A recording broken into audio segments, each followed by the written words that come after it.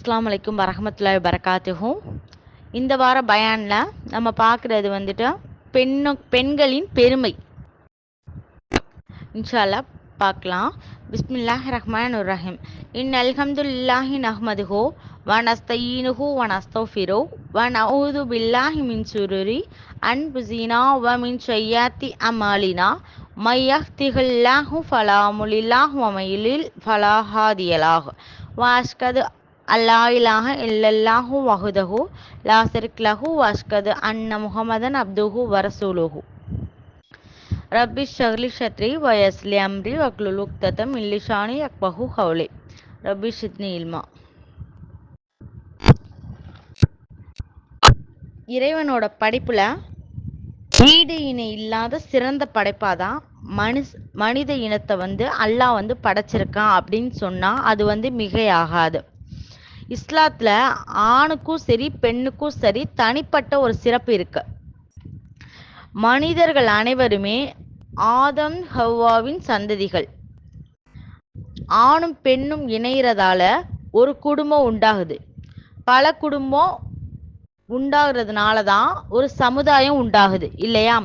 அல்லாஹ் திருமறையில அத்தியாயம் 4 வசனம் 1ல மனித இனம் படைக்கப்பட்டதை பத்தி சொல்லியிருக்கான். அதை நம்ம பார்ப்போம். உங்களை ஒரு ஆன்மாவில இருந்து படைச்சிருக்கான். அவர்ல இருந்து அவரோட துணையையுமே படைச்சிருக்கான். பின்னாடி இந்த இருவரில் இருந்து நிறைய ஆண்களையும் பெண்களையும் பரவ செஞ்சிருக்கான். அவனை கொண்டே, அதாவது படைக்கப்பட்ட ஒவ்வொரு ஆணுக்கும் பெண்ணுக்கும் ஒருவருக்கொருவர் உங்களதுக்கு இவங்க உரிமையானவங்க அப்படின்னு சொல்ற மாதிரி இறைவன் மனித இனங்களை படைச்சிருக்கான். அன்னைக்கெல்லாம் அரபு மண்ணில் ஒரு பெண் பிறந்தால் அது ஈனப்பிறவி அப்படின்னு சொல்லி அந்த பிறந்த பெண்ணை அப்படியே புதைச்சிருவாங்களாம். எவ்வளோ பெரிய இழிவு நிலை பார்த்தீங்களா? கொடூரம், கொடுமை எல்லாமே பெண்கள் அப்போ அனுபவிச்சிருக்காங்க இல்லையா? இறை அளித்த மறையின் மூலம் மதிக்கெட்ட மக்களுக்கு நபி ஸல்லல்லாஹு அலைஹி வஸல்லம் அவங்க நற்போதனை வழங்கியிருக்காங்க. காருண்ய நபி செய்த சாதனையால தான் அத்தனை பெண்களும் இப்போ எல்லா விஷயத்திலுமே நன்மை பெற்றிருக்காங்க இல்லையா? கல்வியிலையும் சரி, மார்க்கத்திலையும் சரி, எல்லா இதுலையுமே பெண்கள் தான் முதலிடமா இருக்காங்க. அதுக்கு காரணம் யாரு அப்படின்னா, பெண்கள் சிகரத்தை தொடுற அளவுக்கு இப்ப இருக்காங்க அப்படின்னா அதுக்கு காரணம் இறைவனால் அனுப்பப்பட்ட நபி ஸல்லல்லாஹு அலைஹி வஸல்லம் அவங்க தொடங்கி வச்ச பெண்களோட பெருமை இல்லையா? பெண்கள் ஆண்களோட மறுபாதி ஆவாங்க. திருக்குரான்ல அன்னிசா, அதாவது பெண்கள் என்ற அத்தியாயம் 4ல பெண்களை பத்தியும் பெண் கல்விகளை பத்தியும் மணமகனை தேர்ந்தெடுக்கிறத பத்தியும் சொத்துரிமையை பத்தியும் வாரிசு உரிமையை பத்தியும் அதுல சொல்லியிருக்காங்க. போர்க்காலங்கள்ல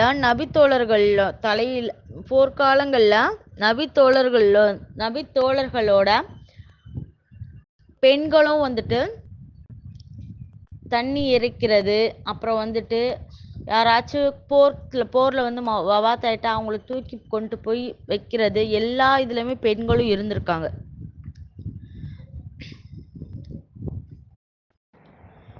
வாழ்க்கைங்கிறது விலை மதிக்க முடியாத பொக்கிஷம்.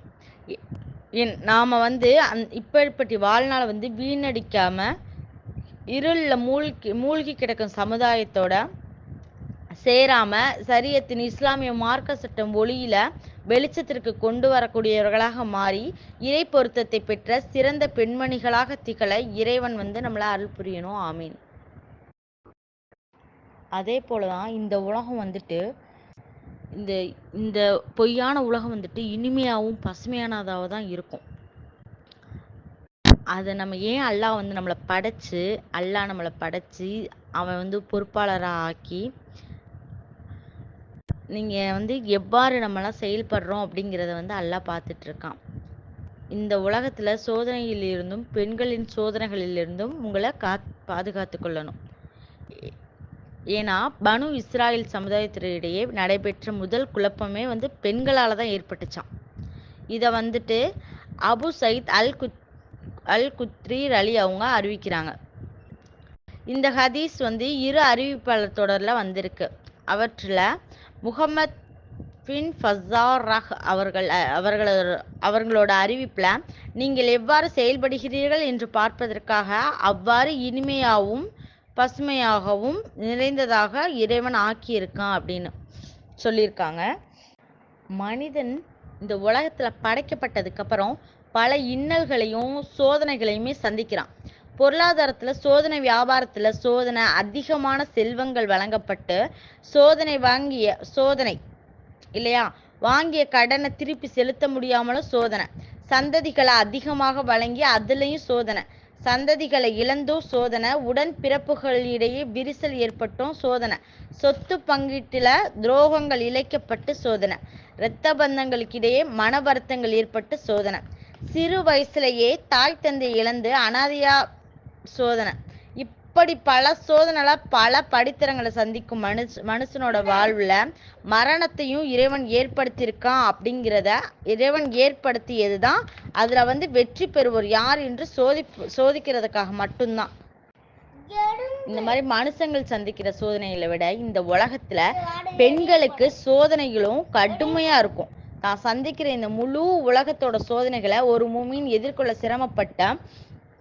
சிரமப்படும் அளவுக்கு பெண்களோட சோதனையும் குழப்பங்களையும் எதிர்கொள்றதுக்கு சிரமப்படுறாங்க இல்லையா. பெண்களோட சோதனைகளும் குழப்பங்களும் இந்த உலகத்தில் தான் நிகழுது அப்படின்னாலும் உலகத்தோட சோதனைகளுக்கு நிகரா பெண்களோட சோதனைகளும் இருக்குங்கிறத நம்ம புரிஞ்சுக்கணும். சமூகத்துல நிகழும் சோதனைகளிலே மிகவும் கடுமையானது பெண்களின் மூலம் ஏற்படும் சோதனை தான். அதே போன்று இனிமையானதும் பசுமையானதுமே அல்லாஹ்வோட இந்த உலக படைப்புகள்ல மனிதனுக்கு மிகவும் கவர்ச்சியாக ஆக்கப்பட்டதுல முதலாவதுமே பெண்களைத்தான்.